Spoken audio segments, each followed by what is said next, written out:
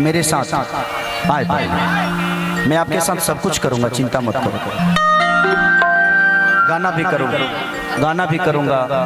आए माने तो तारा लोग के पीछावा के कहले रह के है ना वेला, तू लो तो खत्म है बड़ा मर दे। हेनियो पीछा ही बालो, हेनियो पीछा ही बालो, आवत नहीं आवत रह है ना, ज्यादा लोग वही से ना रहता नहीं।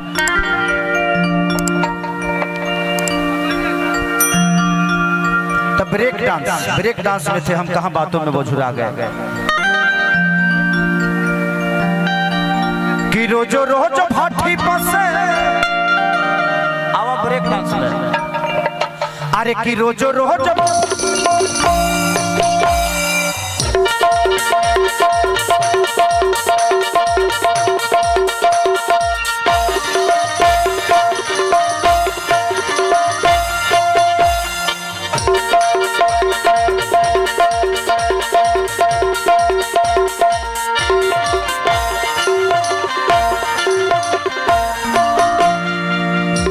रोज भाटी पसे दारू पी के आवेला, पीटी के बाड़ी हमारा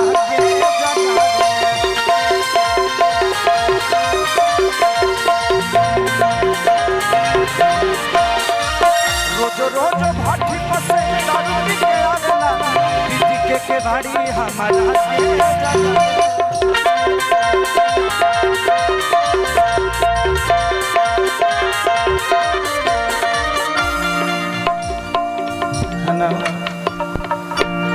खाने आसबो, खाने तार बहन ही तो दोनों जन एक साथ निकल रहलो।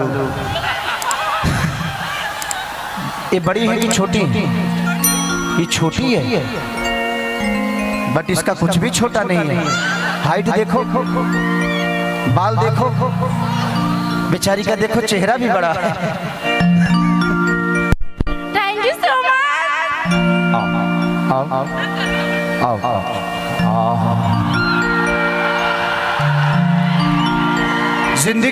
जिंदगी मिले तो खेसारी लाल यादव जैसे जहां चाहता हूं वहीं पकड़ लेता हूं। शरीर क्लियर करतनी तारा लो जान बड़ा।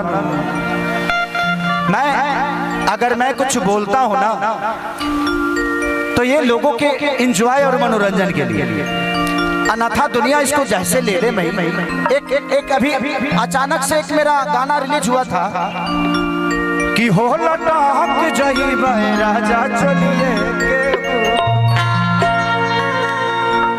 उसमें मैं और एक बॉम्बे की बहुत हिंदी की बड़ी अच्छी कलाकार हैं आकांक्षा पुरी जी, मैं उनको इस पे बैठा के टिप्स मार रहा था। पुलअप्स कितने लोगों ने देखा है? थोड़ा हाथ उठाओ तो देखा। तर लोग दूसर काम नहीं खे। हम भजन भी बहुत गाए थे, कितने लोग सुने थे? देखे संख्या देखे। अब पुलअप्स मराल का मोय लोग देख ले, सारे के सारे लोग देखे, लेकिन मैं पुलअप्स मार रहा और लोगों को कुछ अलग ही लग रहा। हमारे रिश्ते हम तय नहीं करते, हमारे रिश्ते लोग तय करते। साथ में चलने वाली एक लड़की हमारी गर्लफ्रेंड नहीं, वो हमारी बहन भी हो सकती है। अब आपको तय करना है कि आप उसको किस हिसाब से देखें, लेकिन हम तय कर लेते ना कोनो माले पटौले बा। ये तो आपकी नजरिया है जो आप उसको कैसे देखते हैं, किस हिसाब से देखते हैं। हमारी नजरिया है कि मैं अपने बहन के साथ जा रहा हूं, तो वो पुलअप्स था और लोगों ने उसको बोल के अश्लील बना दिया। ठीक है यार, सबकी अपनी नजरिया है। कितने लोगों को सफाई दीजिएगा, जिंदगी में सफाई देते देते मर जाइएगा। समझाया उसको जाता है जो समझना चाहता है, समझदार को समझाने का कोई मतलब है नहीं। शब्दों को व्यर्थ मत जाने दीजिए, आप अपना काम करते रहिए। पूरी दुनिया आपके कहीं ना कहीं दिल में बैठा कर बैठेगी। नहीं तो एक खेसारी लाल यादव लीटी बेचने वाला, मैं 10 घर में नौकर और झाड़ू पोछा किया हूँ। 10 घर ऐसे होंगे जहाँ पे खेसारी लाल यादव झाड़ू पोछा किया है, बर्तन धोया है, कपड़ा धोया है। लेकिन आज देखिए मेरे घर में मेरे काम करने वाले कम से कम 15 लोग होंगे। तो ये मेहनत है, आप सबका प्यार, आप सबकी विश्वास है खेसारी के ऊपर। इसलिए एक गरीब घर का बच्चा आज अपने जीवन को इतना बड़ा लेवल पे लेके गया। और मैं कुछ नहीं, मैं जीरो हूँ, मैं आता कुछ नहीं, आपके सामने आता हूँ तो मुझे लगता है कि मैं आपका बेटा हूँ और बेटा बन के इस जीवन को चलाना चाहता हूँ। कि आधी आधी रतिया के दारू पी के आगला पीटी के भाड़ी हमारा के जगा।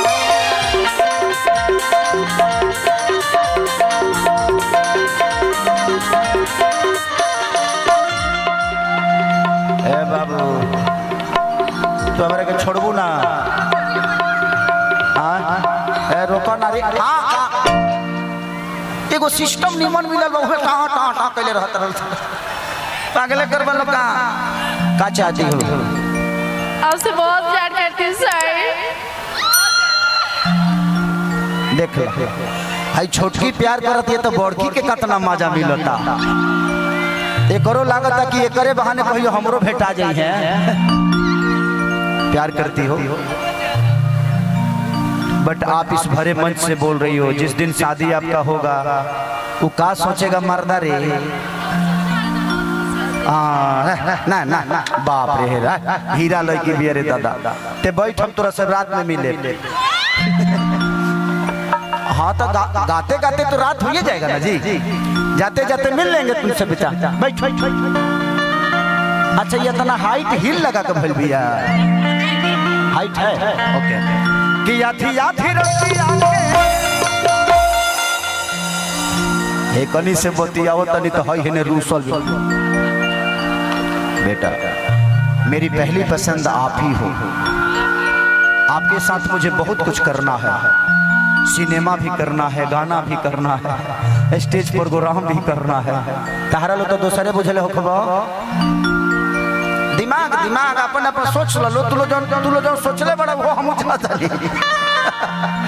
कि आधी आधी दारू पी के आगला पीटी के भाड़ी हमारा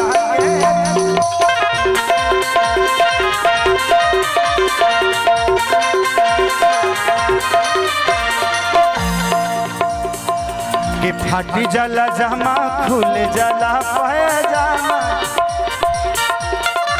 फाटी जला जमा खुल जला पैजामा।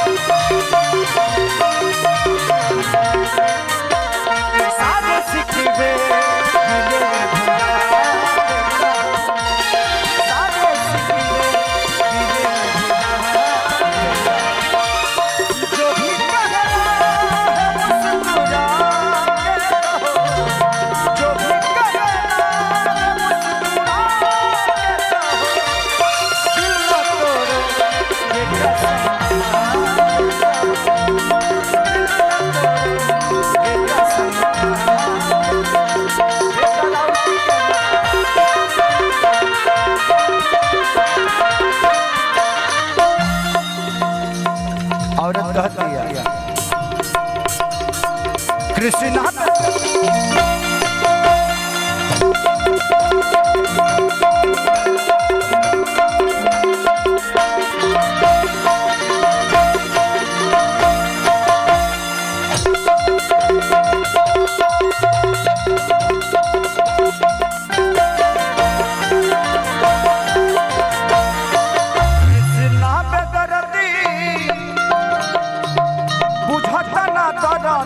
ऐसन भेटाइल बा ये सब माया।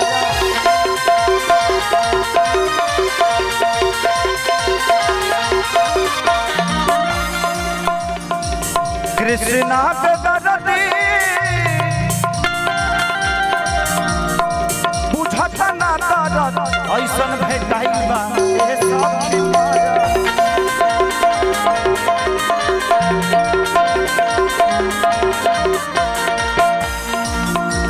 एक के बिगड़ल बड़े अरे छोटा काहे कर मामा। करा के बिगड़ने बड़े छोटे का एक पर मामा चलेंगे तो बेटा राउर जी के रोज करने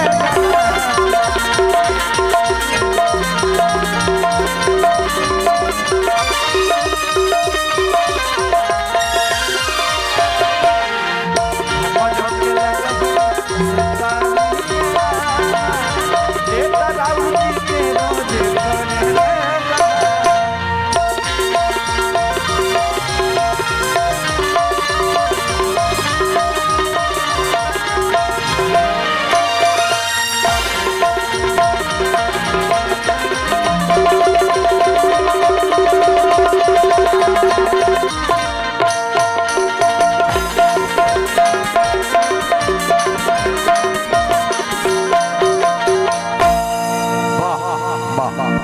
बस बस